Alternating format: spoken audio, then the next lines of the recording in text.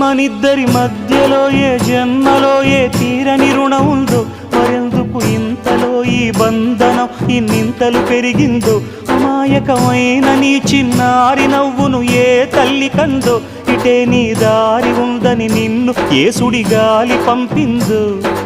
పాపం పుణ్యం దేవుడికెరుక, పేదకు దొరికిన బంగారు కణిక, పాలు వెన్నాలేవని అనక ప్రేమను తాగి పెరగవెసిలక.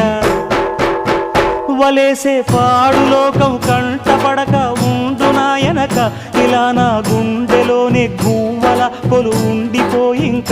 ఇటే పోస్తే ఎమున్నైనా నిలేస్తానే, మరింక ఏ కీడు నీ వంక రాలేదు.